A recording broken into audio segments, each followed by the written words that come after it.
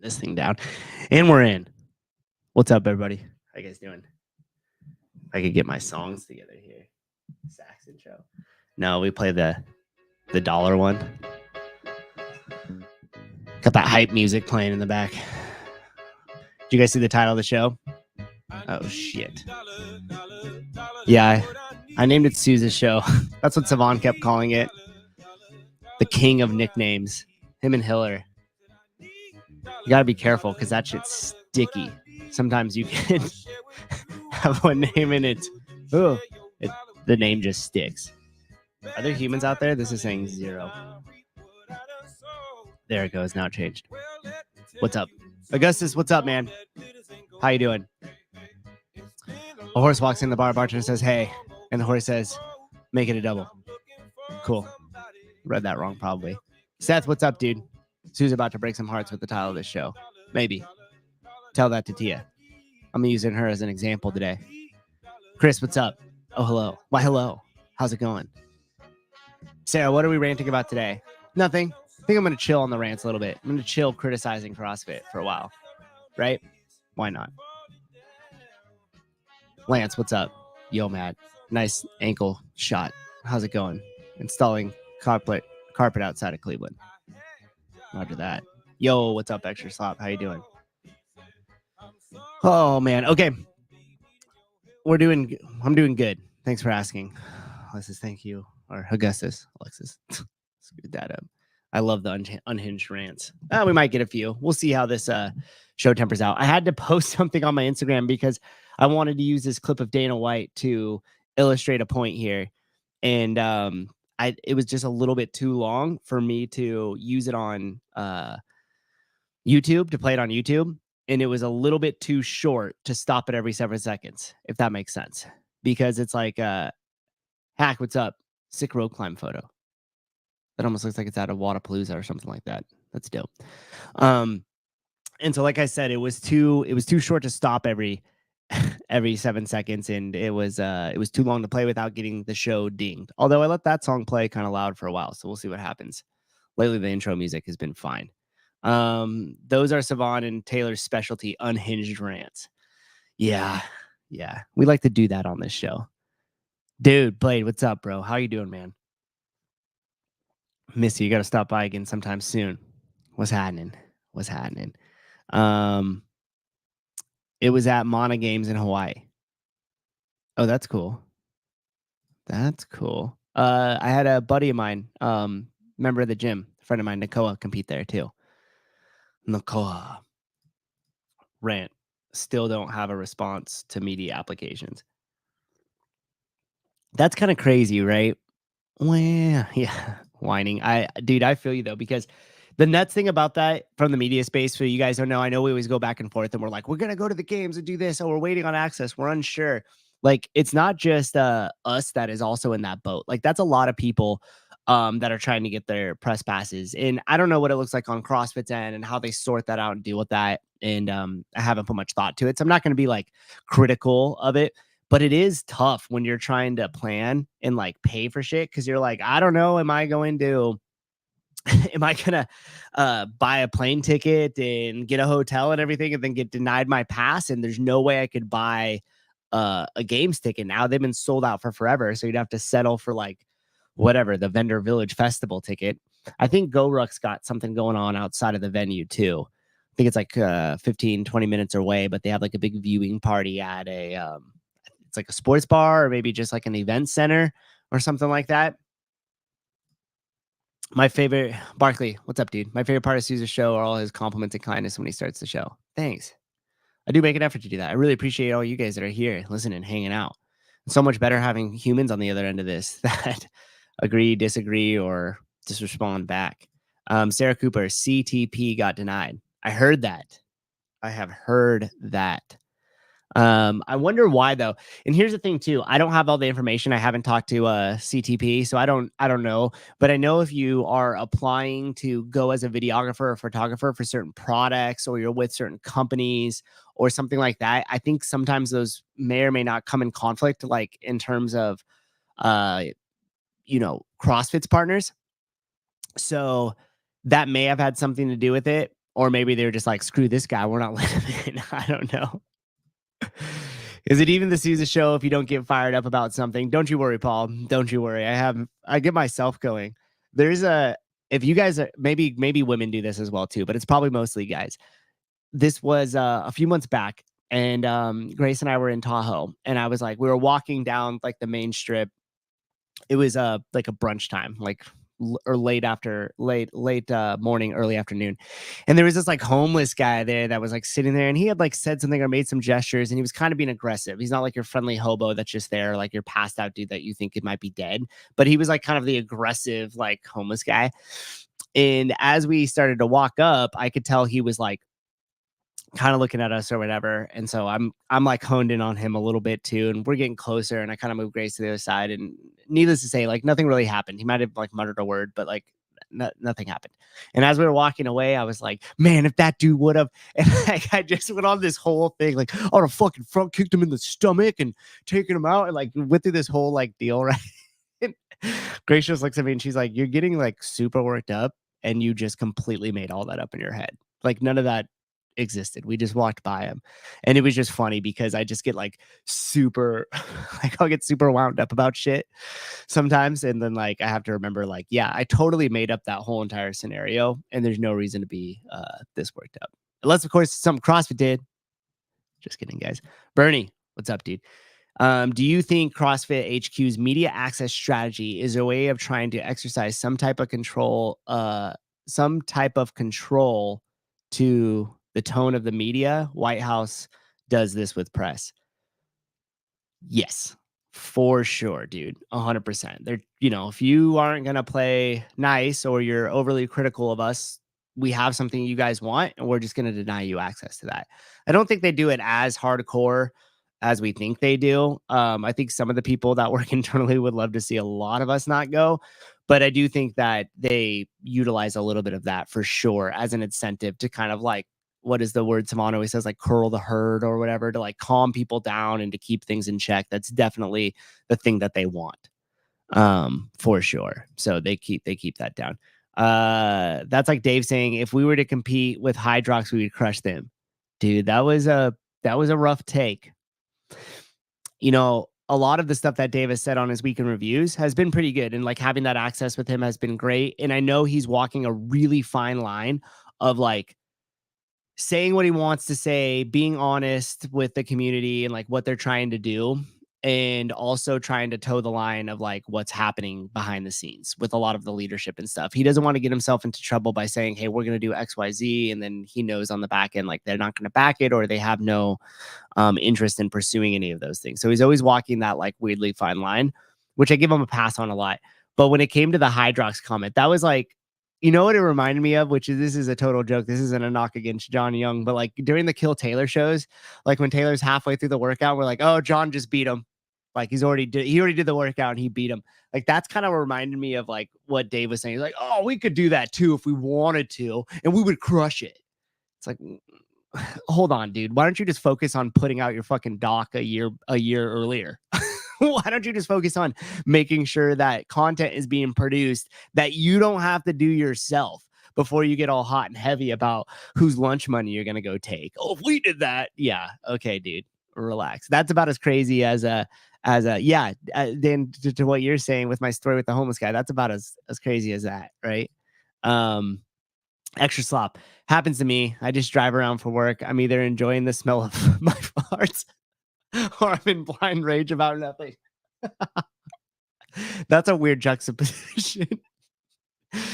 Oh, that's hilarious. Barkley, testosterone hypothetical scenarios are the best. You always win in your mind. 100%, dude. You're like the hero. Like, oh, if this happened, dude, I'd like run in and just Rambo the situation, and they'd interview me on the news, and it would be cool. Everybody would like me. Hide rocks. Yeah. Hide rocks is right. Okay, so I have this topic that I wanted to get into a little bit. I talked about it when I had Hiller on. Holy shit, there's so many things happening in my text right now. I'm turning on the call line. So if you guys have opinions on this and want to talk a little bit about it, or really whatever, you could derail the whole show and we'll talk about whatever you want to talk about too until I just hang up. But I'm going to connect this now, and I'll throw the call-in number because it's different than the normal one across the screen. So that'll be connected. So we got that done. Sorry, I'm leaving up comments. I love it when Matt refers to High Rocks as Hydrox. It's a poor man's CrossFit, poor man's Oreo cookie. Have you guys watched? I know they're free now. Have you guys watched the behind the scenes of Syndicate Crown? I got made fun of all weekend because I hung out a lot with Haley Adams and her group there. If you guys have watched it, a lot of the interviews and stuff from the East, I did. Savon didn't go to that one. I did. So I was the pitch hitter for him. And I hung out a lot with Haley Adams and her coach Josh and Haley. They were great. They were like super cool to me. Let me put a camera in their face the whole entire time. And I kept referring to one of Haley's favorite singers as Billie Irish. I don't even know what the fucking last part of it was. And like halfway through, Will turns around and I think he put it in the behind the scenes where it says like Irish, like question mark when I'm talking to her. But he at some point through the weekend, he stops and he's like, "Are you saying Billie Irish?" And I was like, "Yeah." And he thought it was the funniest thing. And the interesting about that is like, I didn't even realize that wasn't right. I guess this Billie Eyelash. Yeah, dude, pretty much. Any updates on the Haley Wheel situation? You guys like that? You like that little side quest we threw in there? I'm so happy Will left it in post-production because he's not a huge fan of that type of stuff or being in the spotlight. But I for sure played that a ton. You'll have to find out at the very end if I get them on camera meeting. It's a whole thing. Okay. To today's discussion, CrossFit Games, only 12 minutes in. CrossFit Games athlete, like being a CrossFit Games athlete is not a career. And I'm going to explain why it is not a career and it's more or less an opportunity. And I'm stealing that exact line from Dana White. I wanted to find the exact clip that he said it in. Damn, my Instagram reel's killing it. 20 likes in 15 minutes. I'll put it up over here. Taylor Swift. So this is what kind of sparked my thought. There's two things. I talked about it in the show with Hiller. I was discussing with one of the CrossFit Games athletes. You guys know who they are. And I was like, hey, you should do this or you should do that. Just kind of like fun banter back and forth about like sponsorships or like opportunities that come across CrossFit Games athletes' plates. And in the discussion, I asked them, I'm like, do you talk about like this type of stuff with like your agent? Like, what does that look like? And they were like, no, not really. And kind of discuss some other things. And I just thought it was absolutely insane that the first month of working together, like if I had a CrossFit Games, if I was an agent and I was like, okay, I have this person as if I have Taylor Self as my CrossFit Games athlete, like I'm representing Taylor. The first thing we would do is we would just sit down and I'd be like, okay, let's plot out like a long-term vision. And I want to work backwards from where you plan to be after the CrossFit Games. And I just think that is so important because earlier somebody said it in here. CrossFit Games is not I said CrossFit Games wasn't a career, and they said tell that to Tia. I forget who it was, but that was a great point. Okay, we're not gonna. Okay, it was Augustus. Yeah, tell that to Tia. And I was actually gonna use her as an example, her and Matt, because time competing, they have like the long, like the fittest people. Like Tia's even won one more than Matt now. Matt has 5. Tia's gonna work on her 7th or whatever it is. Just something ridiculous of the amount of times they won the CrossFit Games. That's like, let's say she wins this one and 2 more. Let's give her 2 more. So she wins this year. She wins 2025 before Tia decides to hang it up. That's a total of 8 years that she was winning. And how long was she competing that whole entire time? Maybe 12 years, a 12-year stretch. And out of those 12 years, 8 of them, she was at the top of the sport with getting probably the largest endorsement deal she's going to get now, and largest sponsorships and different things. We already know that train runs out of the track, even for somebody who's had such a successful career like her. And you even with something like that, where she has a long time at the top, no questions asked. I'll hide this for a minute. A long time at the top, no questions asked. She's making probably the most amount of money out of any other CrossFit Games athlete to do it. and we don't really know this because I don't know what the endorsement deals typically are or how long they run, but we could say with reasonable certainty that Matt Frazier, Tia, and Rich Froning would probably have the largest and longest standing contracts, whether that be with like Reebok, Noble, Nike, whoever they were sponsored with. And even within their careers, it's such a finite amount of time. Like think about Matt Frazier. He was at the top, untouchable for 5 years. Came out with this program because he kept everything secret, dropped it exploded. I heard he made something crazy like $800 or $750,000 a month when it first kicked off, right? In just a year, 2 years removed from that, the whole thing seems like it's just digressing and backsliding a ton. And so if you were to really think about how much money you're going to make, how long you need to stretch that out, assuming this is the only thing that you were going to do, then you would need to work backwards from when you're ending to be able to really save your money, invest it smartly, and capitalize on every single opportunity that's coming across your plate right now. Because once they're done, they're done. And you guys even see, like, it's all about what have you done for me lately? So, like, unless you have this media powerhouse like Rich does and this whole camp and everything that's fun, but it's also successful, because we've seen Tia try to do it. It hasn't seen that successful. We've seen HWPO do it. And in terms of keeping athletes and all that stuff, that, at least from the outside looking in, has not seen, they haven't really found success there either. So if you were to take that into consideration, that's a crazy short career. I've owned a CrossFit gym for as long or longer than they have already been competing. And I don't even feel like I've really started on like my career path in business and like entrepreneurship. So just think about that in terms of context of time. You would go from 25 to like 35, or from, 22 or 23 to like 36 if you had a lot of years out of it. And then that is it. And that is not a lot of time in a sport. And that is not a lot of time to capitalize on earnings. That's not a lot of time to capitalize on media. And that's not a ton of time to capitalize on the endorsement deals or anything else that you'd be getting. So, and that's including prize money, because you all know that ass gets taxed. If you win 100 grand or whatever it is, I mean, how much of money that do you actually see and realize that in your bank account? You figure a certain percent of it goes to like your manager or your agents and stuff right off the top. Maybe 10% is gone. If you live out here in California, put 35 to 40% away for taxes. Boom, 50% of your shit is gone because you've just paid the government and the other people that are working with you. So it really, and by the way, if you're doing it full time, you have no other source of income. So if you win, I don't even know what the prize purse is. Let's say it's 300K, and 50% of that we're saying is basically going to be gone to like paying all your people off into taxes. You're left with 150, which is a great salary, but that's like, you're not making NBA money. You're not making NBL money or NFL money. Like that money will run out. And if the next year you don't make any prize purse money or anything else like that, it drops off. Then all of a sudden you're in trouble.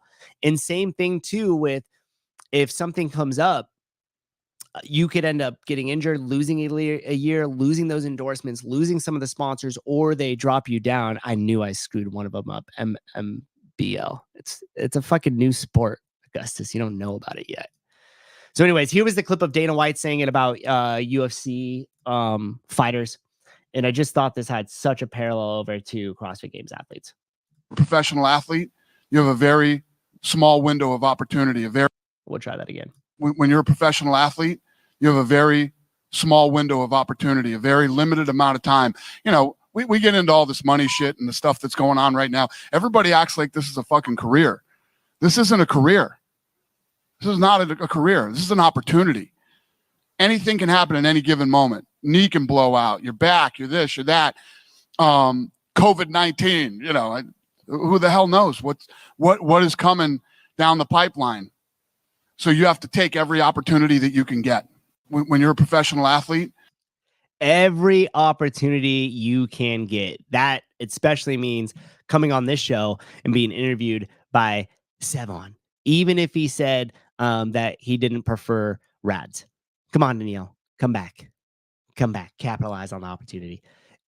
But I completely agree with him there in the sense of that, like, there's already no money in CrossFit, being a CrossFit Games athlete. Like, what does like 10th place get at the games? Like, Barkley probably knows the prize purses. I don't know it off the top of my head, but it's not very much. And if you're planning to live off that of like your only salary and you're not getting in that much money in between sponsorships and stuff like that, or even if you are and you start living like, oh, I'm going to have this for forever. I'm making 120, 150, $200,000 a year and I just get to work out full time. It's like, great. And 4 years later, then what's going to happen? And the reason why I bring this up is because I think if you're a CrossFit athlete or want to be a CrossFit athlete, aspiring athlete, or anything like that, I think you have to be almost equally amount. And this is going to sound crazy, especially to some of the people that have won the CrossFit Games or a podium. They probably think that I'm stupid and don't know what I'm talking about with the effort that it takes to podium. But if you're not taking this opportunity right now to also capitalize in the media space and create something more lasting for yourself, like I would damn near say, depending on where you are in your season of training, if 50% of your time isn't dedicated to developing something that you own, some sort of media and something that you could do for a long time that is within your control, then you are completely fucking up your whole entire opportunity. Because if 50% of you isn't thinking, okay, I know that this is the short-term goal is to make it to the games, is to podium the games. I know I have like a 2-year or a 3-year out where I'm also being responsible with my training from that time, so I don't beat myself up too much. And I know that I have a couple years out, right? But then on top of that, you also have to say, okay, well, 5 years from now, 10 years from now, I'm not even gonna be relevant in the space. So I also need to do X, Y, and Z and work on this at the same time as I'm working on the being a CrossFit Games athlete as well too. I just saw OnlyFans and I had to click this. Matt, you're not factoring in OnlyFans. You're right. But that's still finite.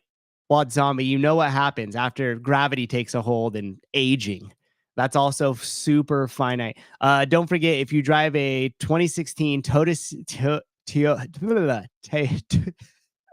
in a trance. I can't say it. Toyota Sienna minivan, you will pay $7,000 for a new timing belt. Put that in the budget. Yeah, shit. Anything could happen. $7,000. Zach Camp, do you think cutting first and second prize purse to reallocate down the leaderboard would benefit? No.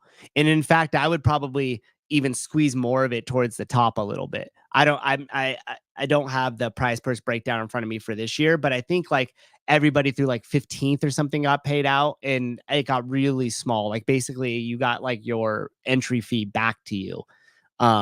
If you get like 10th place or something like that. Basketball is a sport. CrossFit is a method. Okay, I like where we're going here. CrossFit Games is an event that showcases the best CrossFit athletes that display the highest level of the method. Proven, HW Pro, and Mayhem are methods. Okay. All right. No argument really in that. What is happening? Oh, I'm getting like all these random things. Okay. So we're going to continue this discussion a little bit, but I'm going to put up the call line. So if you guys want to call in, wait, which number is mine? Here it is, 925 number. 925-310-9340. 925-310-9340. I don't know why I said it out loud, but I just thought that would be cool. Did it work? We'll see. So if you're not factoring in, okay, what's the long-term goal that I'm going to be doing with this opportunity that I have right now, and how can this attach to that, or how could the opportunity that I have as a CrossFit Games athlete in the media space or whatever, this attention that I have right now, how could I use that to cultivate onto the long-term goal? And if you're not sitting down and really kind of thinking about, okay, this is what I would like to do for a long time that I could really sink my teeth in, a 20-year, 30-year type thing, then how do I take exactly what I'm doing and then start to plug in pieces to that along the line? And I used to think that was kind of already laid out as a CrossFit Games athlete, because the deal sergeant right here, please tell me you have an YouTube where you go and find deals at like garage sales and like resell stuff. That would be amazing if you do that. I would definitely subscribe and watch your show. But like the deal sergeant says over here, CrossFit is simply not a sport. And you hear the talk all the time of like, oh, well, our sport needs to grow. It needs to be professionalized. Like, no, it doesn't. No, it doesn't. And in fact, I think if you downsized it in terms of venue and expenditure, it'd probably do a lot better. But that's another conversation for another day. So if you're out there and you're in the CrossFit space and you're an upcomer, you're like gun ho. Hopefully you're in your early 20s, so you have a little bit of a runway there. Hopefully you have some sort of your situation taken care of. Most likely mom and dad are helping out with some housing or something like that. And you have an opportunity to come in and compete at a high level. And you're like, okay, I'm going to get really into this. I'm going to dedicate myself to my training, and hopefully I have a chance to make it at the CrossFit Games. But let's just say you're just obsessed with CrossFit. You love every aspect about it, especially coaching. You better be sinking your teeth into developing yourself as a coach as much as you are as an athlete, especially if you've never made it to semifinals. Like if you've never made it to semifinals, like fuck, stop. Stop right now and reassess your whole entire life. And the reason why I say that isn't to be just like a dick that's like, oh, this guy can't make it, so he's going to say everybody else can't. No, it's because it's the truth. If you're not developing yourself as a coach and you're not truly passionate about coaching and helping people, and you think somehow that getting to the games is going to be this pinnacle, like why? So you could get the Northern Spirit fucking jersey a year after you've competed there? Like really put some thought about, okay, I'm going to be in this gym a lot, but I'm going to really dedicate myself, yes, to my training, but almost more so to my education and becoming a really awesome coach and investing in the people around you. If you're like back in the old school day, you used to see back in my day, when they would have like 2010, 2011, like CrossFit Games was coming around. And now, granted, this was in California, so CrossFit Invictus is close. It's just a drive up from San Diego, a couple hours, right? But you would see these affiliate gatherings of people coming out to cheer on their athlete that was competing from their gym there. Like 20, there used to be this thing called the Sea of Green with Invictus, because it was literally like 50 or 60 people were just covering in the stands. And you would see that so much in the early days where all gyms would come out and would be like, I am rooting for Ben Smith or Scott Panchik because they coach my noon class. I see him every day. I see how much work he's putting in. And now I'm here because I want to support him. And I think part of the reason why we're seeing this big dip in attendance is because there's this really big like divide between that. There's not as many of these CrossFit Games athletes or aspiring CrossFit Games athletes. They don't coach as much anymore. They're not as invested into their communities as they used to be, by and large. And the ones that are now, you definitely see it. Like when they show up in this, they have this huge cheering crowd, and people were like, oh my gosh, like I just love to see them do so much. They're so good to us. When they coach the classes, they help me out with all these tips and stuff. Like that's the person you want to be, because then at the end of that, if you just start coming back and you're just like, hey, I'm not competing anymore, I'm coaching full time, like there's something there for you. In all those years of you beating your head against a fucking wall to get your rowing meters and your skills up and a couple more pounds on your barbell, it's not for nothing, because you've actually invested in something else. If you're only investing into your training, at some point you're going to turn around and there's not going to be a lot to show for it when the dust settles and that portion of your career or life, or that season of your life, is over. Irish Olympic hopeful did media training this year, missed qualification, but has been approached by multiple outlets to host and present. Sense, smart. Exactly. Because they took that attention that they had. People wanted the Irish Olympian around them. And they were able to say, hey, now that we know this person, we like this person, they did something cool, or was a hopeful, or hopefully did something cool. Now we could utilize them in the space. And that's important. Find and seek opportunities. I do wonder if she spent time doing media training, if she would have qualified to Paris, though. Smiley face. Well, here's the deal. No. If you got to take a portion of your time and dedicate to anything else, and then you're coming back and saying like, oh, I took that portion of my time and like I didn't make the Olympics for it, then you're probably not talented enough to make it. I could see that at the top level when you like want to win, like how Matt was doing everything he could, Rich was, Tia is, like then it gets a little extreme. But if you're just trying to qualify and you miss the boat, like, oh shit. Paul Smith. It is now has fuck. You guys got to help me out with this. You already know I can't even read, let alone trying to put together your mismatch. It is now the sponsorship to practice the method 24/7 instead of the OG days when it was normal people with jobs just pursuing fitness in their day. The comment was sponsored by Panda Express. So interesting. Did you guys hear about when Dave talked about that? They knew the guy who owned that Panda Express, and because there is that teriyaki chicken and vegetable option there, that qualified as like paleo eating. So that was how it was justified. You win the CrossFit Games, and you get a $500 Panda Express gift card. Souza, you invested too much on your coaching. Is that why you said you can't make semifinals? Exactly. No, I can't make semifinals because I'm not strong enough. My aerobic capacity isn't high enough, and my skills weren't that great. So if I just got better at everything, unless you want to be the most broke professional athlete of any sport, try relying solely on CrossFit. Unless you're really hot with a thick butt. Again, capitalizing on the attention. And here's the thing too, guys. We don't know what the CrossFit season has changed almost every year since the start of CrossFit. Like if you look back, I don't know if there's ever been more than 2 years in a row without some sort of change to the format or to the season. Like if you guys remember when it was open regional games, there was still a lot of changes within the regions. It was like smaller regions, then it was bigger regions, then it was super regions.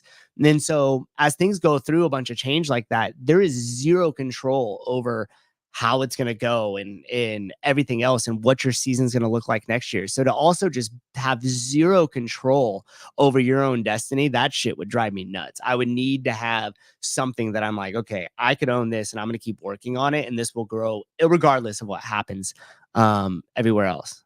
And you guys going to call in? I'm scared. You like how somehow making fun of you is going to work? Like that's the better option. I'm also making sure that it's on. Okay, I got to turn that up. That was turned off. Nobody called, but in case you do. So back to the larger discussion of creating some sort of vision for yourself. If you haven't taken the time to sit down and really say like, okay, he made the point about the CrossFit Games athletes, but what actually am I doing? And what is my career and what is my pursuit? And what am I working on? And do you have some sort of lofty big goal that you're working back from? And without that, for me personally, I really rely on that. And over the years, it's gotten more and more like clear that I need to have that sort of vision or that direction or that carrot out in front of me to work towards something. Otherwise, I kind of feel like everything's in a little disarray and chaos. And here's the thing, the deal about that vision or that goal over that long period of time is going to change because none of us can predict the future. But if I'm writing down big goals of like, hey, I want to accomplish X, I want to learn Y, I want to be able to get in front of these people or expand my contact list to this or raise my income to that or work on my health so, you know, I get my body fat percentage down or my skeletal muscle mass or something like that. Those are tangible things that are within your control.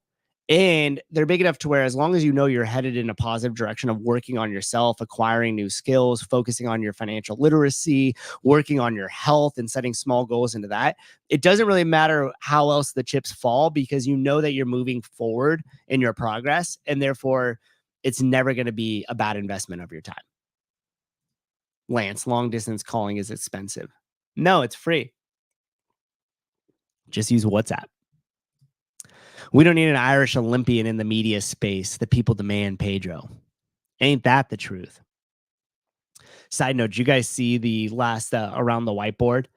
Caleb was on it. He was great. I loved him in that setting when he busted out like the Southern accent and started just like, it was cool. I really enjoyed to see that side of him.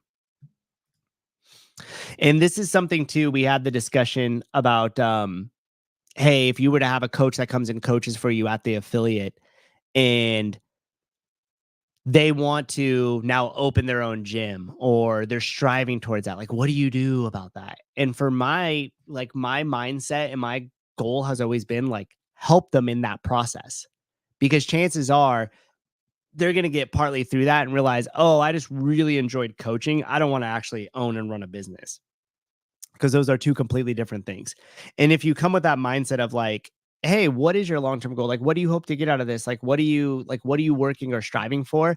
The better you know somebody, the easier it's going to be to work with them, because you kind of always are knowing what their interests are lie. Like, what do they want to accomplish and what are they trying to achieve? And so if I have that information, we can work together to either advance them into that or to problem solve if they come to me and they're like, hey, I want to own my own gym. Because then rather than trying to turn them into the enemy and be like, well, good luck or whatever, you create that us versus them mentality that happens all the time between coaches and owners. Now all of a sudden you're like, cool, how can I help? What do you want to do? And it completely changes the conversation. And that's assuming that most of all your guys's, values and stuff align to where they want to open up a gym that looks similar to yours and there isn't this big discrepancy into the vision you guys have. But if you're able to know that about somebody and work towards them because your guys' visions and your interests align, like that's really how you start to collect the right people around you and make some progress. If you're kind of just floating around and you're just like, well, I don't know, I'm doing this job pays good and blah blah blah blah blah, like you're quickly gonna turn into burnout. You'll get stuck in this like rat race of just the same shit all the time. In 10 years will go by like that, and then you'll kind of push your head up out of the clouds and be like, fuck, I kind of just wasted 10 years. Like, what am I doing? Like, what do I want to do? I hate this job. Like, I'm not happy with this or that or the other thing.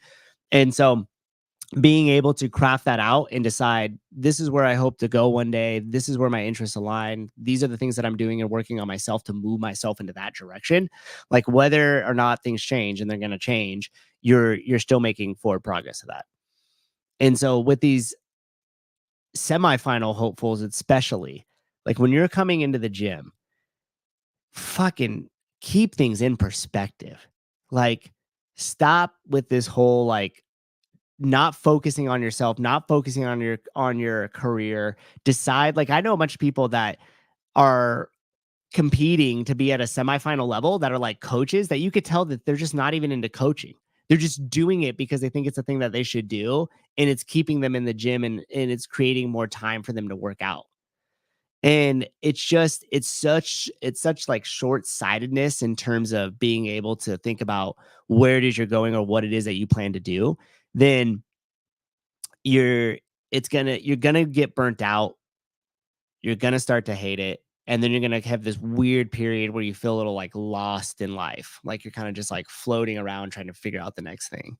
Dan, Souza, what would you like to do other than coaching? Dream job. Um, Honestly, exactly what I'm doing right now, pretty much, but just more of it and making a lot more of an impact, and then therefore more money. So like I love coaching at the gym. So even if I can completely offload the whole entire process, which I'm constantly like working towards in my business, not because I want to, but because that's what I like. I like efficiency in business and systems, and I like it to be able to operate without me having to be the one operating it.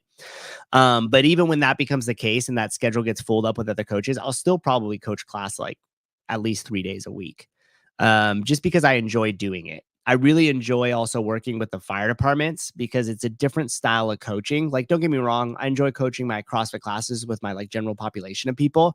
But when I get in front of like the law enforcement or the firefighters or that, like it's just a different, like I have a different approach with them. It's a little bit more like stern and tough. And then I also they listen more. It's a little bit more impactful because it's directly relating into their ability to accomplish their job tasks and stuff. So for me, I love working with that population. So I would always still probably coach to some degree. But I think the dream job overall is to be able to continue to build continue to build into media companies, and hopefully be able to help and continue to grow affiliates. And I don't know what that looks like or how. But again, I don't need the full I don't need it completely in HD. I just gotta have most of the pieces of the puzzle in HD. Heidi Crumb, I feel lost in life. You want to call in and talk about it? We could start to break shit down. How many hours do you coach a week? For you guys that are coaching, how many hours do you guys coach a week? I'm curious. And how many of you guys are paid coaches versus you're volunteering, like doing a value exchange. So you get your membership. I hate calling it a volunteer because I feel like sometimes that diminishes it. And like for those of you guys that are showing up and that are coaching, and you're doing it in exchange for membership, or you're doing it just because you're passionate about it and stuff like that, like good for you. Like that's fucking great. I don't like saying like volunteer. Okay. 10 to 12 in person classes a week. Okay. 2 that I get paid. All right. Okay. Wait, 12 to 16 classes co-owner. Okay. Okay. Very similar to kind of what I do. I'm basically 1 hour. Cool. Is it a personal training thing? Or Nick, 10 to 14 paid. Okay. Dope. What did my Oh, cool. Grace just texted me the payouts. She could probably hear me on the other side of the door. 315,000 for first, 125,000 for second, 85,000 for third, 60,000 for 60,000 for fourth. The person who called in, I don't know if they're actually, this is the shitty part about using my phone for the number on this. I don't know if you're calling in to the show or if you're calling in to talk to me. So sorry, person who just called. If you're calling in to talk to the show, call again. And maybe it is. I can't tell which number's hooked up. So Heidi, what did you say? I was doing 7 paid and 2 unpaid. The unpaid are jujitsu. Oh, dang. So you coach jujitsu and CrossFit. That's probably a cool combination. $10 a class. I don't realize I get paid. All right. Okay. Amanda, 2 to 4 hours paid in exchange. Cool. 10 normally, but occasionally 13 to 14. Nick, I will also continue to coach for free. Yeah, that's cool. I attached the payouts in here like 10 minutes ago. Yeah. What are you gonna do? That was direct to my phone. But anyhow, the payouts in this, like going back to the conversation we had earlier, like once you hit third place at 85,000, once taxes get taken out and once you pay off all the managers and stuff like that, like, oh, that's getting pretty low. And then at fourth place at 60,000, like forget it. You've dropped underneath the poverty line at that point. So really we're talking about first and second in terms of payout by prizes. Like that's tough. That's tough. $20 a class is what you get paid. Okay. Ernie, we already got yours. Yeah. Brock President, I heard you mention of school website on my wife's coaches meeting last week. Pretty cool. I heard mention of your school website on my work. Oh, that's awesome. That's really cool. Yeah. Any one of your guys' coaches that want to join the school platform, you guys should. It's rocking and rolling now. I mean, there's so many people in there and like everybody's like exchanging ideas and different things. We actually have, hey, 1 person pending. Nicole, you're in. Hi, Nicole. Welcome to the platform. So we have a ton of awesome stuff in here. I also threw this in here. This is a playlist of every single one of Greg's podcasts that he's done on here, all in one space. Massive changes at affiliates. Some people are going through the exchange between like being a coach and now being a co-owner of the gym. Yeah, there's a bunch of really awesome stuff in here. And then of course we have the whole classroom. And then we got our affiliate video contest. So jump in there. We got quite a few people now, 226. Hey, look at that. So go in there, jump in. Everything is for free. You'll rock it out. It'll be great. You'll learn a bunch of stuff. That's not the correct number. Now I know. School is amazing. Thank you for all the tools. Dude, thank you, JK, for being there. That's awesome. Really good. 27 hourly. Girls lift, bro. That's true. They do. $27 hourly for management and coaching hours. Okay, that's good. That's good. That's typically what we pay too. We'll pay like $25 an hour for a starting coach, and then we usually bump them up to $30 an hour once they've like settled in. And then we also have a value exchange program. So you do a couple hours, you get your membership for free, that type of stuff. So, and then my head coach makes a salary and gets personal training and stuff like that, he gets to take 90% of it home. So he makes good money. Yeah, so I was curious about that with the coaching, but anyhow, long-winded, but that's kind of my, quote unquote, dream job, if you will, is to build a massive fucking media company that takes over the world, starting with the healthcare stuff. Okay, I'm going here. This one's on the other side. So I think this should be the right number. Caller, hello, welcome to the show. If you're there, they're not there. Okay, good times. Try to call back again. I don't know what happened. Heidi, seriously, call in. Let's fucking discuss it. Let's talk about it. A lot of this stuff comes down to a math equation too. I was talking with a new couple that just had a baby, and they were like, hey, we're in this juxtaposition. Like, does my wife go back to work? Do I just stay working? Does she stay home with the kids? Like, then we have to pay for daycare. And like, they were kind of going like all this back and forth about what they should do. And I kind of just sat there for a minute. I was like, okay, so we're kind of just talking about a financial problem though, right? And they were like, yeah. And I'm like, well, here's the great part about financial problems. It all just comes down to math. Just do the math on it. So if you make $100 a month and daycare costs $100 a month, you're better off just not working and staying at home with the kids than you are working just to pay childcare. So at some point, you kind of got to do the math on that bad boy. And majority of it is available to all of us. Like, how many times have you heard somebody, or my favorite line that I like to use is like, hey, if I could wave a magic wand and you could just have your way with what you want to happen in life for you, like there's no obstacles, no financial obstacles, nothing else, like what would that look like? A majority of the people just sit there and they just stare off into space. Like, I have no idea. Or if you ask them, hey, how much money do you want to make? And they're like, oh, I want to be rich. And you're like, okay, what does rich mean to you? What does that number look like?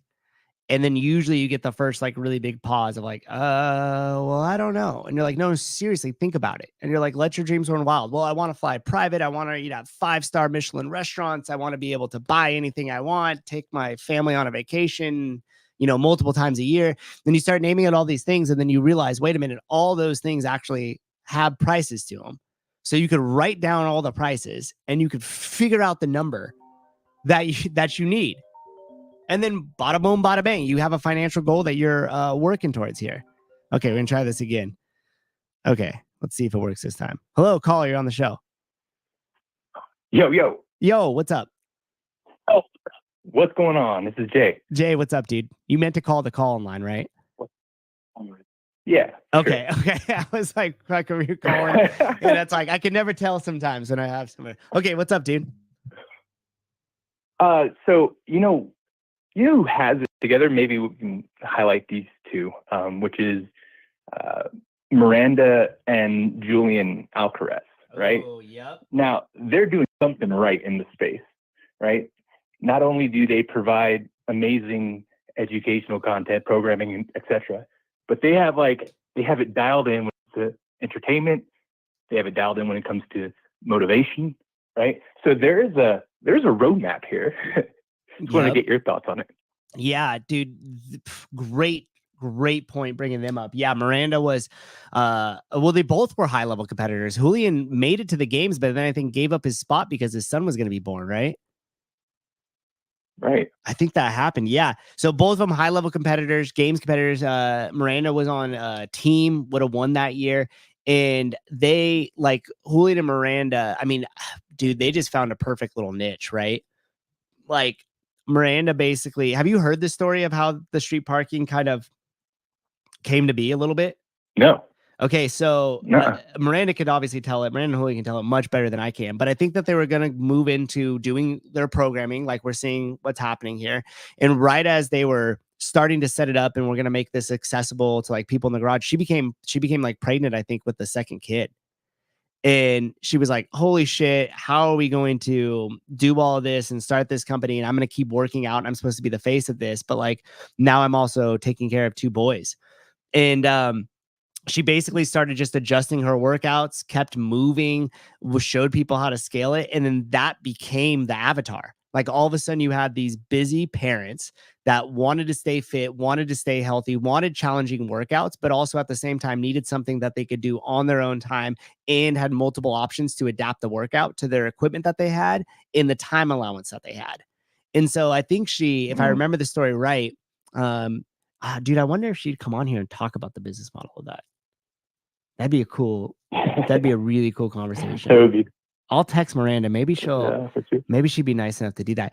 And so she started like adjusting the workouts and like showing these different options and like doing it while she was pregnant and with the kids running around and like still getting the workouts in. And like that became the avatar. And you nailed it with like motivation, with media, with that constant relationship and connection that they have with their street parking members. Like that's what made them successful, was like, in my opinion, the media and the relationship that they were able to build when they were building that community. Like the street parking members and stuff, when they do their street parking in the wild and like go on tour and like stop at places, they'll put up like 500 tickets or something for sale and they'll sell out in like a fucking hour. Yeah. It's crazy. Dude, I went to the one at the ranch last year. Yeah. And just the amount of devotion that their members have towards them, right? It's interesting to see. It's very reminiscent of, how people interact with Greg whenever he shows up at an event, right? Yep. Like they treat Miranda and Julian in such high esteem that it's like, you could just tell, like they truly give a shit about every single person that shows up. Yep.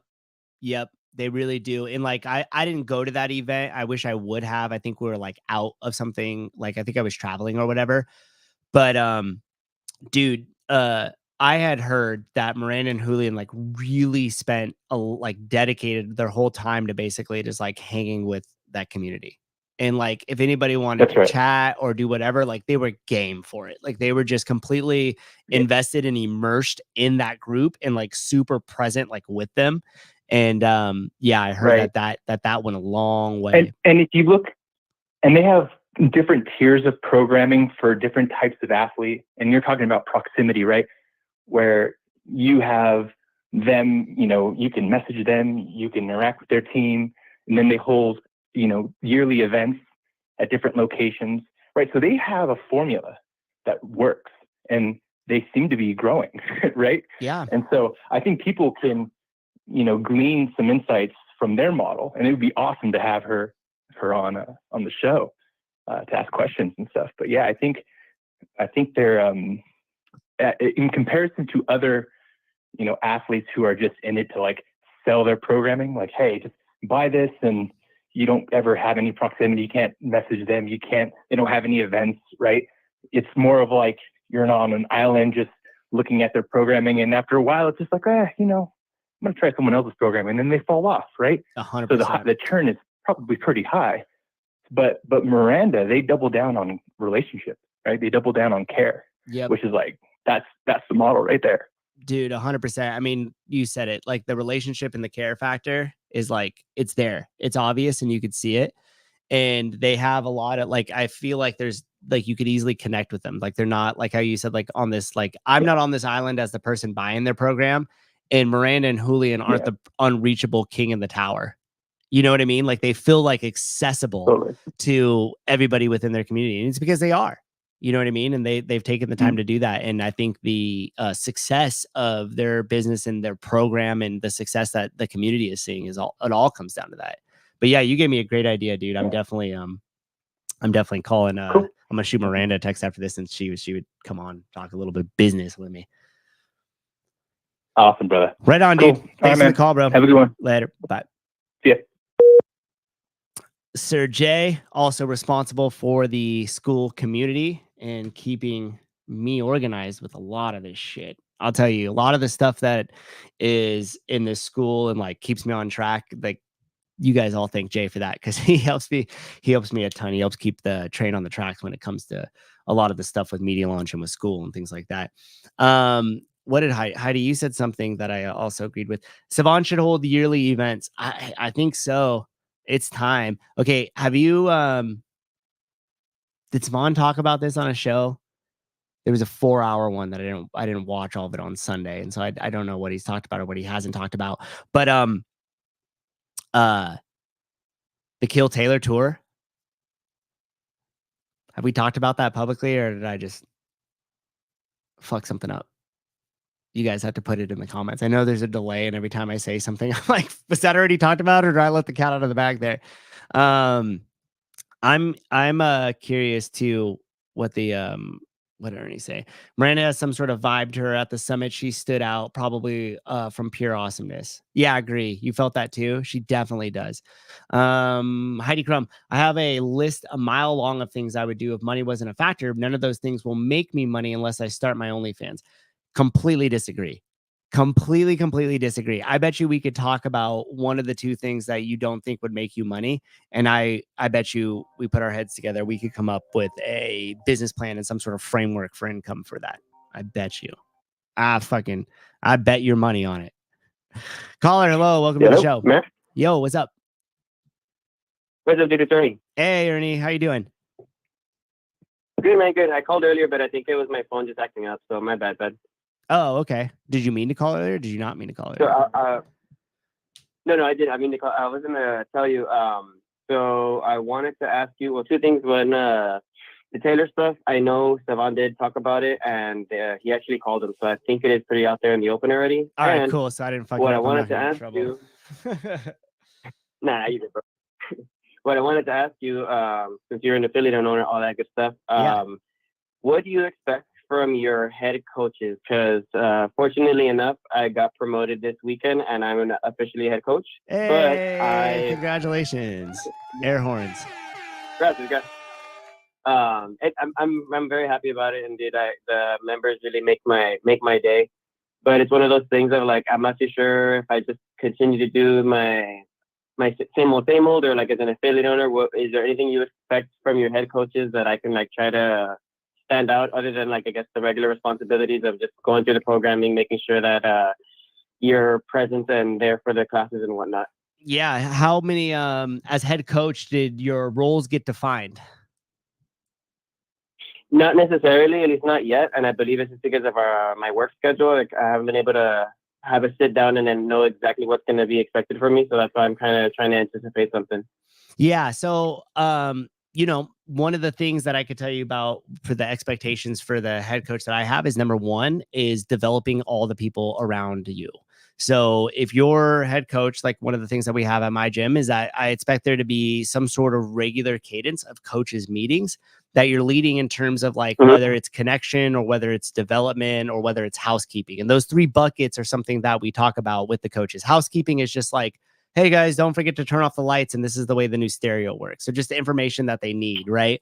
The development is bringing them in there and doing like a mock class where you might refine some whiteboard debrief, or you might run it like an L2 where you're putting each other in small groups and seeing and correcting movement, or talking about how you want the class to roll out, right?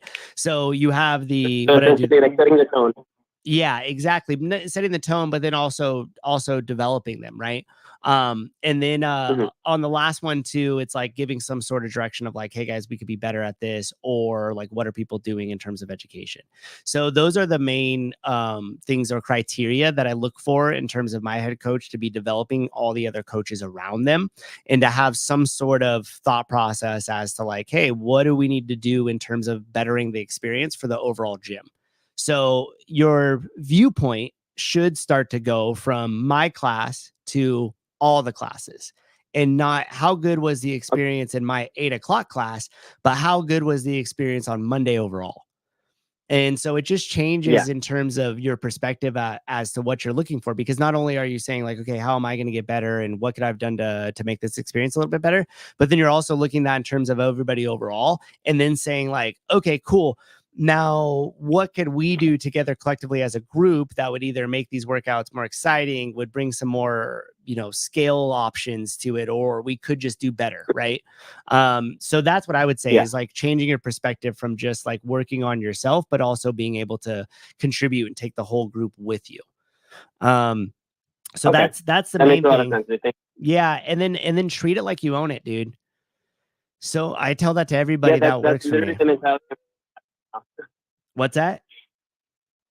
That's the mentality that I've had since the get-go, and I think that's why they offered me the position. That's awesome, dude. And I mean, that's the biggest thing. Like if you're the type of person that pulls into the parking lot, looks around and sees that there's trash there and just picks that up and throws that away. Like you're taking responsibility for shit that you didn't even do, but you want the whole presentation of the gym to be better, right? The other thing too, if you want to start to go, like a great example. Sorry, but I just wanted to. The way I saw it today, we had like a fuck ton of rowing, and the rowers are kind of dirty. You know, when they're not really clean, you feel that gunk when every time the seat goes back. I got there early to make sure that I cleaned them all, and in my mind, thinking like, dude, like I know plenty of people in my back home that wouldn't be doing this. I know the old Ernie probably wouldn't be doing this, and it's like it's so strange how it just kind of clicks one day, and you're just like, dude, like I need to take care of this stuff. Yep, exactly. Now there's levels to it, right? So the first level is just recognizing like, hey, these need to be cleaned and I could be the person to do it, right? So that's the first level of like taking responsibility and taking ownership. Level number 2 from that is, who could we get that does this on a regular basis? And here's what I mean. Let's say you have a member there that's handy. They work on cars, they're mechanics, they work on bikes, so they enjoy doing some of that stuff, right? If you went to that individual, now clear this, but with the gym owners first. But the next level is going to that individual and being like, hey, Ernie, I noticed you're like, you're around here a lot. You really like this place. I know that you're, you do whatever. So you're great with your hands, however you want to have that conversation. That kind of sounded weird, but you get the point. Yeah. And they're like, yeah, I am. And you're like, dude, what if we gave you a 50% discount on your membership, but on the first weekend of every single month, you came in here and serviced our rowers and our bikes for us? And then he's like, yeah, I like that sounds great. So the first level of it is you recognize there's a problem and you do something about it. The next level of that is I recognize that's a problem. Now I'm going to find somebody to fill and execute that job for me, right? And of course, there's an incentive there because now you have it done on a regular cadence. You're not the one that has to dedicate your time to do it. And you given some sort of value exchange. So you're hoping that there's some sort of long term with this person that's going to come in monthly to do it because they're incentivized by their half membership and they're super paying half price for their membership and they're super involved and invested in the gym and the community. So if you apply that makes a lot of sense. Right. So if you apply that framework of thinking to everything that's in the business there, not only are you finding opportunities to improve, taking ownership of those improvements, doing them yourself, but then finding some sort of system in another person to implement inside there so it could be done on a regular basis and you're no longer allocating too much of your time to it. Does that make sense? Yeah, it makes a lot of sense, dude. And then the second thing to that, and again, this is just something with your business owners and your comfortability with them, but going to them and straight up just being like, hey, what problem do we need to solve right now? And giving them the space. If they're comfortable with it, they might say, well, okay, Ernie, so here's the deal. Our churn has been up 2 percentage points. In the last 2 months, we've been under. We've lost about $800 there. So if you hear that, you're like, okay, now we know what the problem, and there's many different ways to tackle that problem. But if you start thinking in that sense as well too, now you're shifting from head coach to business owner because you're solving higher level problems. It's no longer just the gunk on the rowers, but it's how am I going to increase monthly revenue so we survive, right? Man, that's when you bring a friend a week and all that type of stuff, right? Exactly. And those just type of different levels of thinking or expanding your thought there is something that is always going to be appreciated by the owner of your business, but you got to do it delicately, right? Because if you come in too hot and you're like, oh, we're going to change this, or we should do this, they're going to be like, get a little fucking this guy. You know what I mean? So you have to find the balance. You have to do exactly what you're doing, which is showing up, contributing, and providing. And then they'll see that you're taking that ownership and they'll kind of walk with you on that journey as you start to take on more responsibility and they start to give you more information so you could see the total scope of the business. Yeah, I feel you. Damn, dude. I really do appreciate it, Matt. Cool. One of the other things, I mean, I'm not going to make you answer this question now, but I feel like it's a good topic for the future because I have a full-time job right now. I'm doing 9 to 6 currently, and then I coach 5:30, 6:30 in the morning, and then I'm supposed to be starting to work for this other company, this shoe company that I'll text you about if you don't mind, because I wanted to see if you have any information on them. But bro, I feel like the crash is coming, or when you feel like when you're overworked. Yep. So I feel like it would be a cool topic to talk about when you start seeing the red flags. Like, all right, hey, if you see this, maybe you should start easing back a bit, because I feel like I should have eased back maybe like a week ago. Yeah, I feel you. Yeah, yeah. And there always is some signs of that. That's a great topic too. We'll probably explore that in a show coming up, because I feel that same way All right, man. sometimes. Well, it was good. I really appreciate all the insight. I was legit taking notes and working, so I really do appreciate it, man. Hope to see you soon at the games, and I'll shoot you a message about that company that I was talking about. Yeah, please do, dude. Text me in time. I'll see you at the games. I look forward to hanging out again. All right, sounds good, bro. Have a good one, all right? Take it easy. Yep, you too. That's cool. I always get like weirdly like self-conscious sometimes too, because I just try to like explain to you guys like just basically the way that I do stuff. It's not right by any means. And it's always like flattering when people are like, oh, I got a lot out of this, or I got a lot out of what you said here. And then at the same time, it's terrifying because I'm like, who the fuck am I to give out any advice? But here we are. So I appreciate that. And I'm glad it helps you guys out sometimes. Heidi, some of my members have said you're great with your hands. You said something earlier. She put a bunch of laughing faces. Fine, I'm making an appointment on your schedule. Yeah, see? And so going back to kind of like even Ernie's situation there, where he's like, I work 9 to 6 and then I coach the 5:30 a.m., 6:30 a.m. classes, and he's coming back in the afternoon. He's like, that schedule that's a lot. And that's where that math equation comes into, right? Because if you're saying, okay, I make $10 an hour, or not an hour, we'll just say I make $10 a month coaching. My job currently gives me $18 a month, and I know that I need $15 a month to survive. So now you have this valley of like $5. And so now you could start to work backwards as like, okay, well, it's not as big of a discrepancy as I thought. Can I pick up a few more training hours? Can I pick up a few more coaching hours? Can I do different things that'll push me more towards the career that I want to be in and allow me to leave the job that I'm currently doing just because I need it as a source of income? So when you start to put the numbers into play, you could start to see, and maybe it's completely lopsided to where the discrepancy is huge. And you're like, I'm a lawyer that makes $350K a year and my lifestyle is, at $20,000 a month. And, I'm not going to make that coaching. It's like, okay, well, there you go. But if you're able to sit down, and the other thing too, is most people don't realize what their expenditure is each month. I tell people all the time that are like, oh, my hope one day is to own my own CrossFit gym or to own my own business. And I'm like, cool, you got your fucking finances under control. Can you tell me exactly how much you're going to spend next month? Can you tell me exactly how much you spent 2 months prior to that? Can you ballpark it? Oh, you can't? So then you might want to start with just getting your own shit under control and running your own life as if it were your own business before you go and actually take out debt or put yourself to any risk or try to actually learn something else as a skill when you could do it within yourself right now and start to work towards that.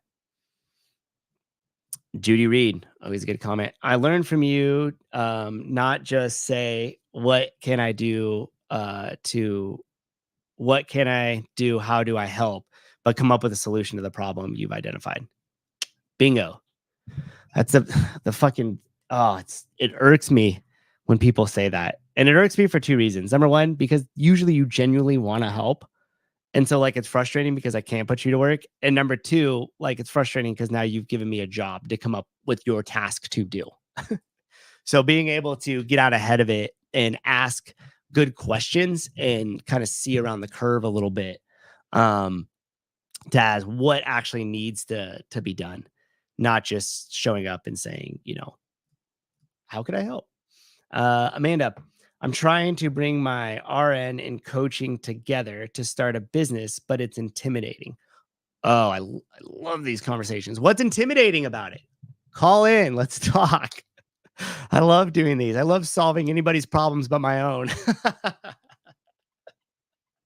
It's always so much easier, right? Oh, that's a great topic, Bernie. That's a great topic. Sometimes people put too much on their plate and are too invested in one thing and everything else suffers or can fall apart. Yep.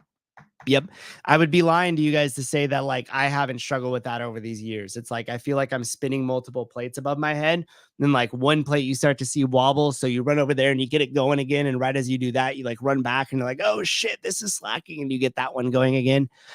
It is trying and it is tough, but like as you fall into a rhythm and putting certain like systems in place, for you to be able to hopefully optimize your time, or if you have a system and a way of doing something, you could hire somebody else and teach them that, and then they could do that thing.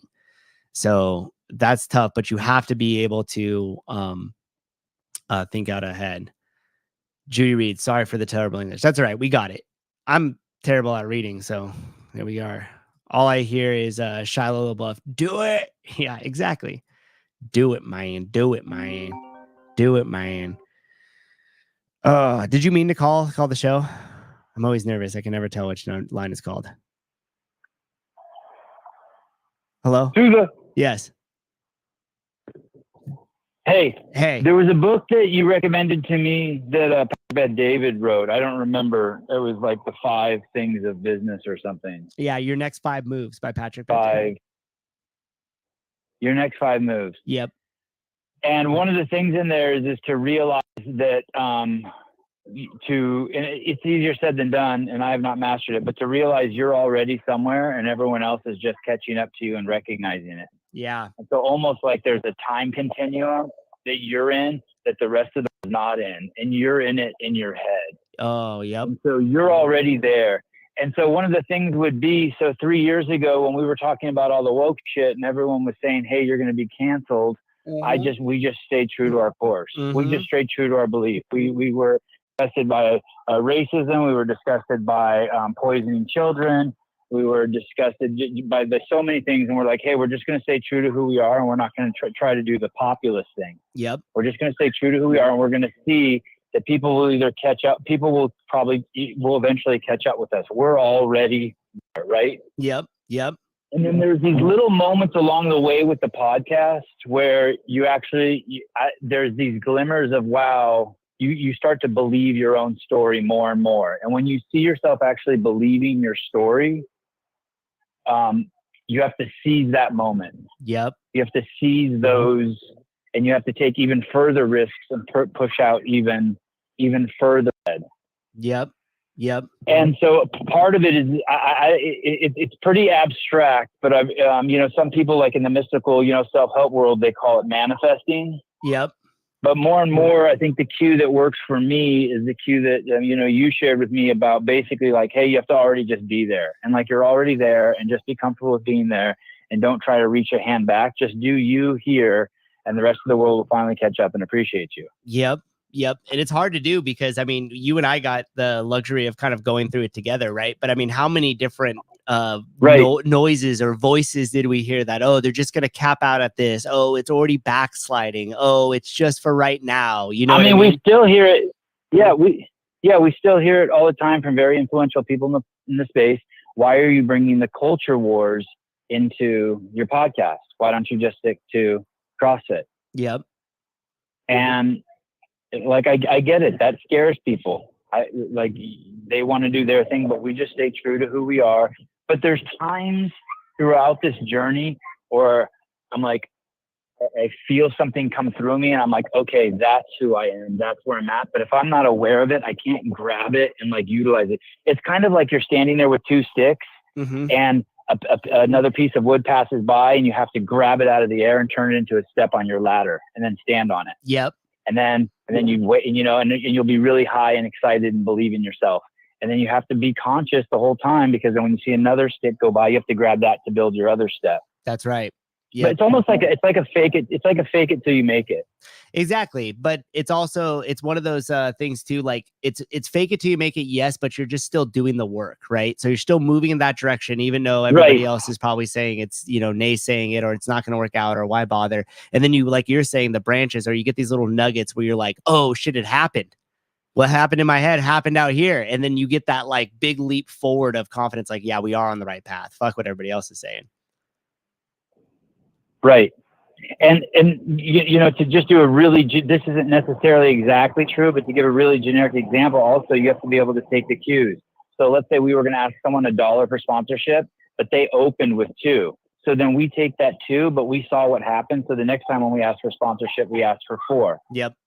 We double whatever we think that we were actually worth. Yep. And then just move from there. But you have to see those cues. Yeah. Yeah. And there's going to always be more naysayers. Like they're like everyone around me, the vast majority of people around me were not supportive. I know everyone hears about all the supportive people, Yeah. but the vast majority of people were not supportive around the podcast. I still have very good friends who make it a point every time they talk to me to let me know they don't listen to the podcast, Right. that the subject's for them. I don't know why they feel obligated to tell me that shit, but yeah. And I love getting up every morning and doing it. Yeah, of course. Of course. And now that it's cooking with fire and we're blazing the trail, it's even more exciting, right? Like it's always been exciting, but like, Yeah, now exactly. It's like now it's the flywheel spinning and a lot of this momentum is just carrying too. You know, we don't have to push the ball up the hill as hard. I'm even excited to go on the show and tell people how unexcited I am to do a show. That's exciting. Oh my gosh. All right. Hey, All right, great show. cool. I'm loving this. I'm trimming the trees in the yard and living this. This is great stuff. You're Cool. What a valuable asset you are to the affiliate. Thank you. Oh Yep. man. All right. Awesome. Thank you. I'll call you later. Okay. Okay. Bye. Yeah, that's so true. Like a lot of the stuff that happened in the early days of the podcast, especially as we caught momentum, there was so many people coming out of the woodworks. You guys saw kind of that post I put up when I left Crash. That for me was like exactly what Savon is talking about right there in that call, where he was like, you get this little like nugget or you reach out for that branch or like something happens and you're like, oh fuck, this is exactly the way I saw it play out in my head. And now reality and everybody else is just seeing what I knew to be true the whole entire time. And for me, when I was flying back home from Crash after we did the quarterfinals live out there, I was like, fuck, you can't touch us now. Because we're innovating in so many different areas and taking so many chances and doing so many things that most people wouldn't have even thought to do or thought that could be pulled off, that now you could have closed the gap a few years back and tried to like innovate or stay up with what we're doing. And now most of them are just like, well, I guess we'll go live to keep up, because that's all they could do. They can't produce the shit that we're doing. They can't innovate in the ways and they can't be as creative. And so for me, leaving that Crash Crucible trip and like just feeling all of it, like seeing it come together, I was like, yes, this is exactly what we had talked about. And now it's really starting to play out in reality. Amanda said, because earlier, not to call you out here, Amanda, sorry, you asked this. You said, I'm trying to bring my RN and my coaching together to start a business, but it's intimidating. And I said, why? What? Why is it intimidating? And Amanda said, imposter syndrome with the laughing face. Dude, everybody has it. And here's the thing, too. This is a Steve Jobs quote, and I'm going to butcher it. But he made like a college like commencement speech, and he was like, you have to understand that the world is just made up of people that are no smarter or no emotionally or socially intelligent than you are. And if you do something in the world and you start to push into it and you start to poke and you don't take this internal battle as like truth of like, oh, I can't be that person because I haven't done it yet, or I don't feel like I am, or all the bullshit that plays tricks in our heads that only exists between our two ears, and you go out and you actually do something, the world responds to that. There's ripple effects that'll start to happen. And I get the imposter syndrome thing, but I just think that is, number one, it's just an excuse to hold us back, because who was the first everything? Like there's a book in here, it's called The State of the Heart. Not recommending you guys read it, but you literally the first like what you may call it, the AED machine where they electrocute you back, was an exposed wire that somebody just took from a wall and just shocked the dude's heart. I was like, oh fuck, it worked. Right. So then now you fast forward to now and they're like, you can't say that about doctors because you're not a doctor. You're not the authority. Blah, blah, blah, blah, blah. And you got to remember that it was just some fucking dude before you that tried the thing and it worked. And so they are no better or no different than you are right now, Amanda, trying to start your thing as the RN in the coaching. How does that seem together? How do you make a business out of that? What do the frameworks look like? What do you have as far as insider knowledge on those specific niche things that you see the overlap between the two? And then that's your opportunity for the business. And simply what comes after that is, once you kind of see that opportunity, there is the framework that you make up. And here's the thing, all that information is accessible in these books behind me and ones that you listen to, or you could just type into YouTube, how to write a business plan.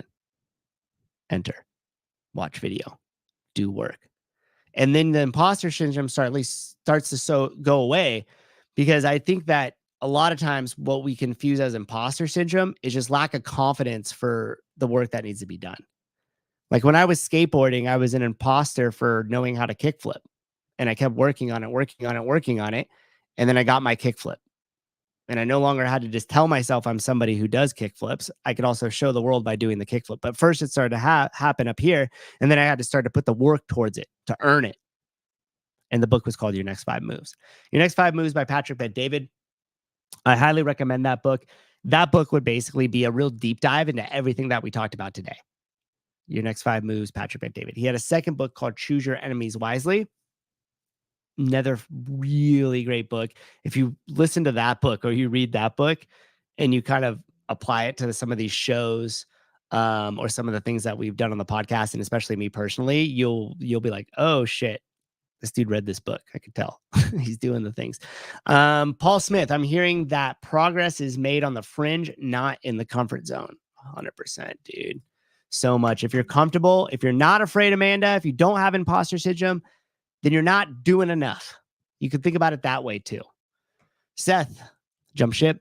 The people who are too afraid to try anything themselves are the naysayers. They project their insecurities, of course. The other thing too is people love to see you do well, just not much better than them. So it flips at some point. People love to see, oh, you're trying the new RN and coaching thing. That's awesome. That's great. And then when you come to them and you're like, hey, I figured out this business and I'm making fucking 6 figures a month online, then they hate you because they're like, wait, that shouldn't happen.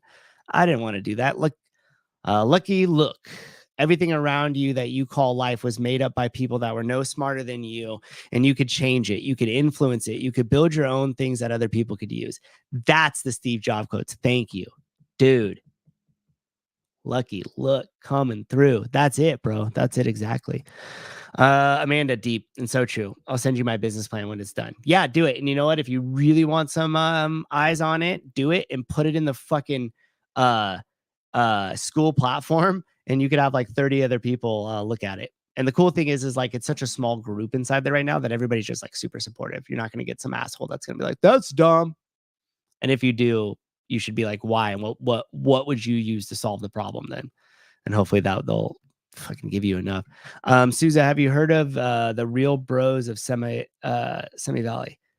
That's a show. It was a show, right? Or maybe not. Fuck, there was a show that I'm thinking of that was cool, but I forgot what it was called. Maybe it was just called Silicon Valley. Anyways. HGRCBD, sponsorship of Shut Up and Scribble in the Kill Taylor Show. No growth in comfort. That is absolutely right. The Savon Podcast. If you don't have imposter syndrome, you're not doing enough. Yeah, that sums it up right there. Like you have to be able to do it. I wish PBD would choose his regular cronies more wisely. Tom, business guy, is okay, but the other regulars are like watching Idiocracy. You know what's funny too? I just got a text the other night from Savon. He's like, have you tried to get Patrick Bet-David on? I'm like, yes, I have, and I will try again every like 6 months ish or so, maybe every 4 months. Either I will or Savon will send me a message and like we'll hit him back up because we want to try to get Bet-David back on. But to your comment, Bernie, I don't disagree with you. Adam just fucking talks in circles and never lands on an actual point. To the time where majority of the time, like PBD will turn and be like, so what's your point? What are we talking about here? Vinny seems like he is on like a lot of TRT and like he drinks every night before he goes to bed. That dude, he does not look healthy. He does not look healthy. Vinny from the Patrick Bet-David podcast. I'm going to take this and I'm going to clip it. And I'm going to tell you right now that if you reach out to me, I will get your health back in order for you, because I know you got some stuff going on. You're a passionate dude. You really care about the United States and you really stand up for what you believe in. I respect the hell out of that. I want to keep you around for a long time. So just comment down below on my Instagram and we'll get connected up and I will make you fucking healthy and live a lot longer. Can you do that? Can I put something at a minute 23:40 and then clip it later and put it on my Instagram and see if we can get his attention? Oh, anyways, okay. Went a little bit longer than I thought I would, but I just really enjoy these discussions. It's because it's something I'm thinking about all the time with myself. And Like I'm constantly thinking about like where am I going? What are we doing? Is this the strategy for this? Is this relating to the long-term vision? Seth, dude, you're a freaking you're a PBD guy. Dude, we should do a show and talk about that. Okay, we got another caller. It's gonna end the show, but we got another caller. Caller, hello, welcome to the show. Live? You're live. Oh man, hey, I'm in the hoodest of hoodest here in Hayward, so I just want to say thanks, man. All you do, babe. Keep rocking, babe. Someone told me to give this phone call, so I called and here we live. So keep doing what you're doing. Thanks, dude. And we had somebody in the comments earlier that said he did the competition in Hawaii with you. Yeah. Oh, sick. Hack I wonder who that Janfield. is. Hack Janfield. He said that you were in his division. Oh man, yeah, he Yeah. probably beat me. It was a pretty rough comp for me for sure. Not my best, but you know, practice makes perfect. Hey, that's all right. You'll come back, Crasher. Where are you in Hayward right now? Are you in Hayward? Bro, Street. Yeah, I'm like A Street. I'm like on my shoulder, kind of. You know? Yeah, buddy. we're in downtown Hayward, man. In the store right now. So. Oh, that's fucking trying to swing that balls. All right, man. Well, stay safe out there. Thanks for calling. I'll see you later, dude. Yeah. All right, bro. Yeah, bye. Hey, you're live. Hello? Is that on? Hey, you're live still. I'm live still. Do you need to call this back? No, I got a question for you if you got time. Live on the show or afterward? Live on the show. Yeah. Let's do it. Okay. You go to someone to get advice because they tell you they're an expert. Okay. And you later find out that their origin story, their story of success is a lie. Okay. Does that make their message, what's the takeaway there? Does that make their message not valuable? Like, I'm not the kind of person, like if someone says, hey, you shouldn't smoke, and they're smoking, and you, God, I'm not taking your advice. Well, then you're a fucking, or you call them a hypocrite. Well, then you miss the point. Actually, they are pretty smart.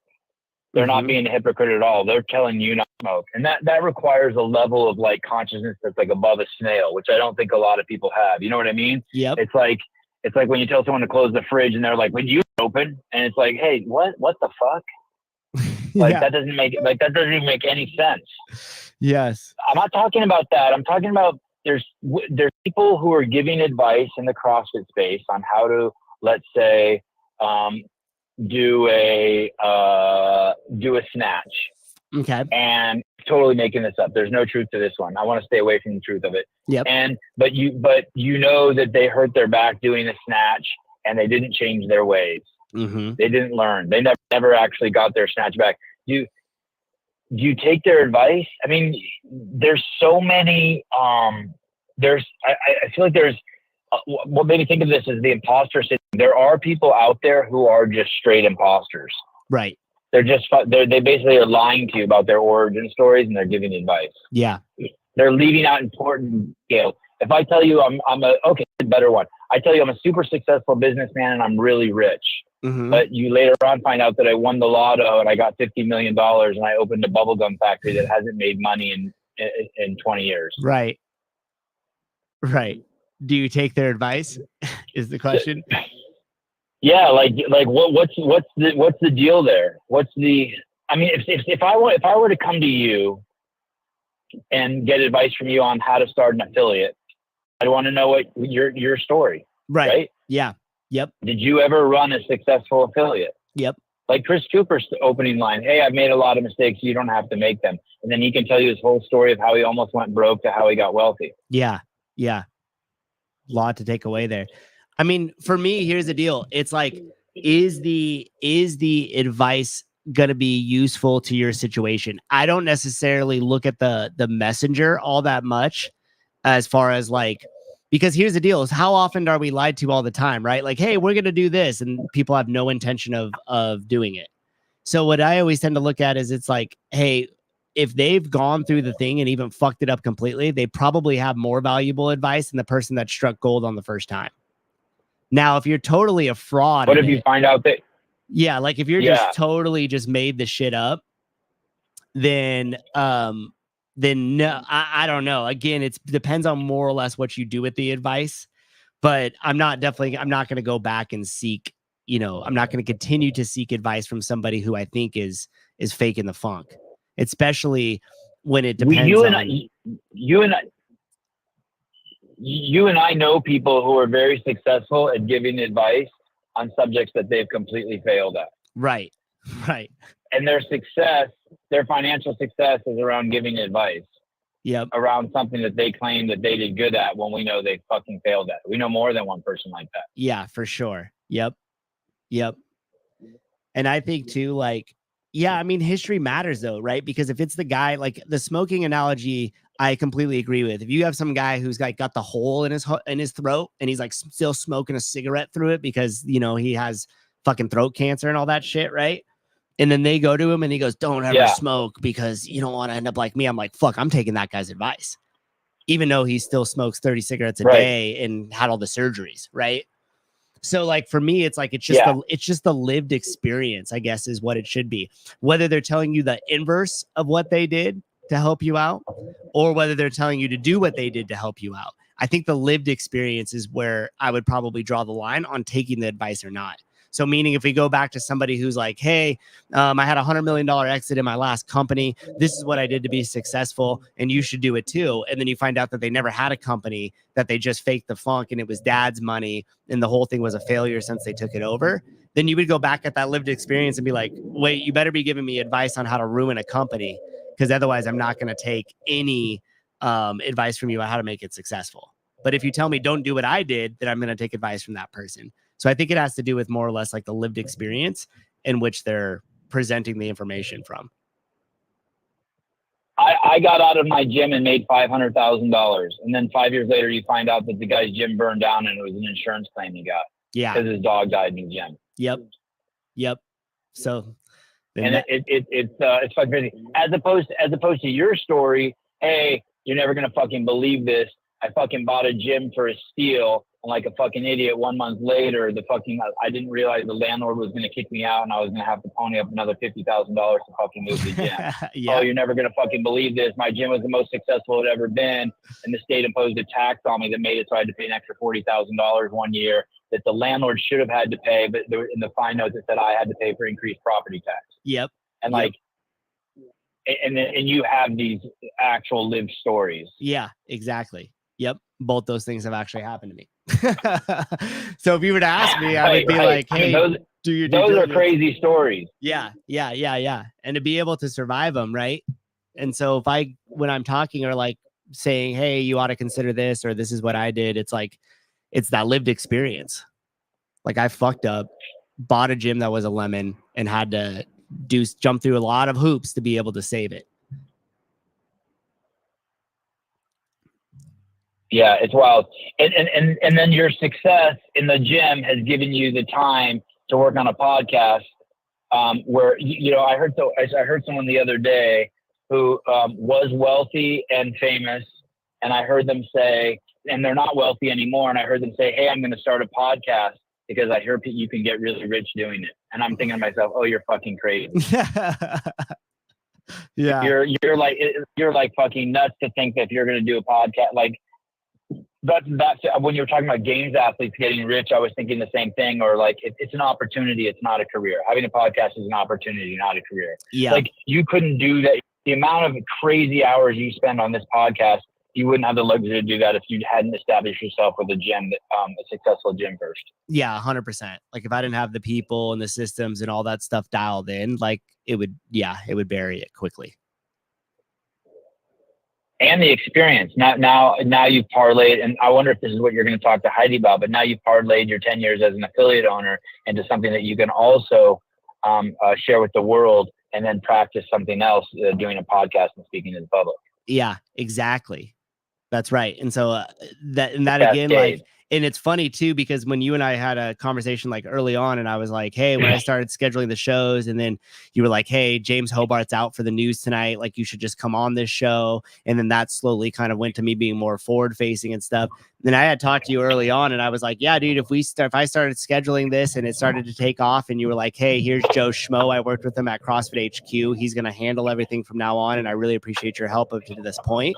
Like, I was also okay with that, right? And but the point being is like, is if you're just putting in the work and putting one foot in front of the other and really trying just to make it the greatest you can with what's in your control, like a lot of those other opportunities and start to open up. And so many things have occurred on this podcast that you and I wouldn't have dreamed up of happening, right? Like there's no way we could have predicted how a lot of this shit would have unfolded over time. And that goes back to kind of what I was saying to Heidi a little bit when she was like, oh, I have all these ideas, I really want to do stuff, but none of it makes me money. I'm like, well, you don't really know. You have to explore that. Or with Amanda saying, hey, how do I mix my being a registered nurse into also working as like a coach? It's like, well, if you start to put you start to work towards that and problem solve towards it, you're not going to be able to, build this dream and have it turn out exactly like that. But some of the stuff that will come out of that would be better than you would have even dreamed of in the first place. Do you remember the first time? I'm trying to think. I don't ever remember talking about getting sponsorships. I don't think we were 2 years in. Go ahead. No, I do remember the very first time, because both of us could not believe when it actually happened, because our first one was with Ancestral Supplements as a one-off just to go to Wadapalooza when we weren't even sure with what we were going to do there. Who was the sponsor for that? It was Liver King. Oh, that's right. Yep. He just gave us 20 grand. That's right. And I was like, hey, we have this opportunity to go to Wadapalooza. You should take it. We should take it. And you were like, well, what are we going to do there? And I was like, what if I just go live on the camera and we float around and we do the shows and we just figure it out? And you were like, okay, fuck it. Let's see if we can get a sponsor. And we barely asked around. And I don't even know how that came about with Liver King. But then he basically was like, hell yeah, I'm in. You do awesome shit. And we're going to be along with you. And that was it. And then also, well, the truth, go ahead. I think I was taking the supplement. I think I was friends with Paul Saladino, and I was taking the supplements, right? Because I was doing carnivore then. That's right. And so we're just like, hey, I love this product. Let's ask this product if they want to work with us. That's right. That is how it happened. And then he was like, yeah, let's do it. We're game. And then that was it. And we were off and running. Yeah. 2 seconds. Yeah. He PayPal'd us 20 grand. Yeah. And then it took us forever to get the money out of there. Remember that too? Yeah, months. Yeah, months to get the money. PayPal didn't want to let it go because it was 20 grand. Yeah. And it was like the first to like open up the PayPal, the first lump sum in there is that. But yeah, that was it, right? And then it started to cascade. And to your point earlier, like you said, hey, you ask somebody for $2 or for $1 and they offer you $2 and you're like, okay, shit. Well, the next person I ask is $4. That really set the tone for us. Because then from that point forward, we're like, well, there's our baseline. You know what I mean? And that was able to unfold all the awesome partners that we've been able to work with since. And then who was our monthly one after that? Was barbelljobs.com. Oh. Barbelljobs.com. Oh, that's right. Yep. That was our. And they just came out of the woodwork. So yep. Just a listener. Wow. The guy was a listener and he built up those websites that kind of were self-running and automated. And then he sold them. Remember? I don't know if this is just pie in the sky stuff, but recently I went to a sponsor and I said, hey, do you want to sponsor this? And they asked for like a outline and a proposal. And I called you and I was like, hey, I don't think that they really want to sponsor us. Yep. And you said, why? And I said, because I just would want them to be like, sure. Yes. Like I want someone who wants to be that excited. You know what I mean? Yeah. Yeah. That's just, I want someone to be like, holy shit. Yeah. Fuck. Yeah. You're going to kill for us. Yep. And so I was like, hey, now they know we want to sponsor. Let's just hang tight until they come back. Yep. And now it's like courting someone. You don't want to have to put their hand on your penis. You want them to slide it down there themselves. Hey, dude, whoever needs the deal less has all the leverage. And we're at the point now. That's a good way of thinking. We're at the point now to where. And this is going to be my arrogance showing. So please forgive me, chat. That's fine. And Sevon, is that I believe that when we're positioned in the CrossFit space with the media, the athletes, the partners, the brands, they all need us a hell of a lot more than we need them. And it's only going to become more and more and more apparent as time goes on. God. All right. On that note, I just finished my second Fit 8 of the day. Awesome. And I'm walking into the tennis academy. Good talking to you, dude. Awesome. All right. Great talking to you. Talk to you later. Bye. Bye. Man, it's kind of fun reminiscing. We should do a live call in one time and just like talk about kind of the origin stories of stuff. There's so many. Some of the stuff we probably still couldn't tell you guys in totality, but some of the stuff we could because times have changed and the names and people have shifted. So it's not as big of a deal anymore. But you guys would get a kick out of some of the early stories. Okay. All right, crew. We will I will see you guys next Tuesday, if not before that. I do believe I am headed to New York tomorrow. So I'll be in New York for 2 days. I'm going to be filming the Broken Science event that they got going on Thursday evening. So I'll be out there and then I'll be back home early Saturday, like Saturday afternoon, which I'm like excited for. So anyhow, okay, I will see you guys later. Thanks for hanging out. Thanks for having a discussion. I always have a good time with these. I just enjoy this kind of talk and like purpose and like what everybody is doing and how we could all contribute to each other to kill it in life. We're just going to see if there's any. We've had our location for 14 years. Okay. All right. I should probably get off. Otherwise, I could sit on here forever with you guys. Bye-bye. Have a great Tuesday. Thanks for hanging.